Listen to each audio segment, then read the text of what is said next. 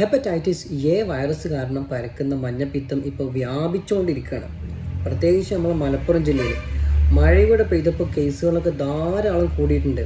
എങ്ങനെയാണ് ഈ വൈറസ് ഇത്ര പെട്ടെന്ന് പരക്കുന്നത്? ഹെപ്പറ്റൈറ്റിസ് എ വൈറസ് പരക്കുന്നത് ഓറോഫീക്കൽ റൂട്ടിലൂടെയാണ്.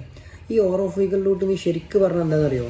ഈ മഞ്ഞപ്പിത്തം ബാധിച്ച ഒരാളുണ്ടാവില്ലേ, അയാളുടെ മലത്തിൻ്റെ എന്തെങ്കിലും ഒരു അംശം മറ്റൊരാളുടെ വായിലൂടെ അയാളുടെ വയറ്റിലേക്ക് എത്തുകയെന്നാണ്.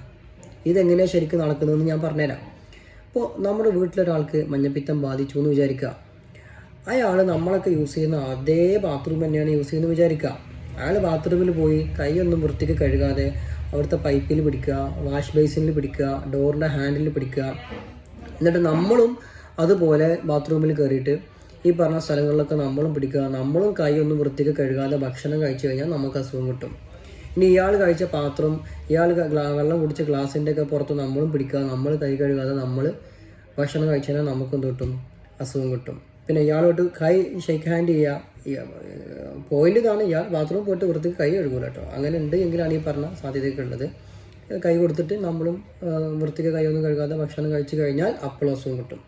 ഇനി മറ്റൊരു സാധ്യത എന്ന് പറഞ്ഞു കഴിഞ്ഞാൽ പുറത്ത് മലമൂത്ര വിസർജനം നടത്തുന്ന ആൾക്കാർ, അത് ഓപ്പണായിട്ടായിക്കോട്ടെ അതല്ല പുറത്തുള്ള ബാത്റൂമിലായിക്കോട്ടെ, ഇങ്ങനെയുള്ള സാഹചര്യങ്ങളിലൊക്കെ ഈച്ചകൾ വന്നിരിക്കാനുള്ള സാധ്യത കൂടുതലാണ്.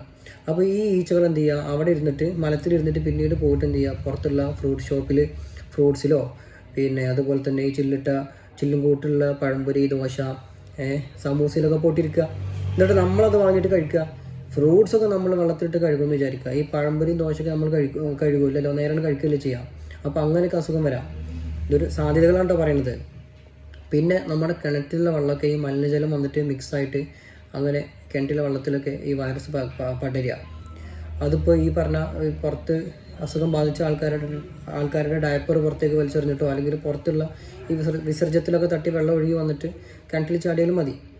അപ്പോഴും ഈ പറഞ്ഞ രീതിയിലൊക്കെ അസുഖം പടരാം. എന്നിട്ട് ആ വെള്ളം നമ്മൾ ചൂടാക്കാതെ തിളപ്പിക്കാതെ നമ്മൾ നമ്മുടെ ആവശ്യങ്ങൾക്ക് ജ്യൂസ് അടിക്കാൻ ഒക്കെ ഉപയോഗിക്കുക, അതേപോലെ തന്നെ കുടിക്കുക. അപ്പോൾ നമുക്ക് അസുഖം വരും. അപ്പോൾ നമ്മൾ ശ്രദ്ധിക്കേണ്ട കാര്യങ്ങൾ എന്ന് പറഞ്ഞു കഴിഞ്ഞാൽ ഹൈജീനാണ്.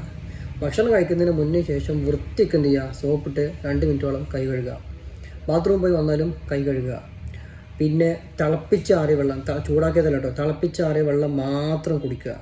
ഹോട്ടലിൽ പോയിട്ടുള്ള ഭക്ഷണങ്ങളൊക്കെ പരമാവധി ഒഴിവാക്കുക. ഹോട്ടലിൽ പോയാലും ചൂടാക്കി തിളപ്പിച്ച വെള്ളം മാത്രം ചോദിച്ച് കുടിക്കുക. പുറത്തുനിന്നുള്ള ഈ ഡ്രിങ്ക്സ്, ഫ്രൂട്ട്സ് കാര്യങ്ങളൊക്കെ പരമാവധി ഒഴിവാക്കുക.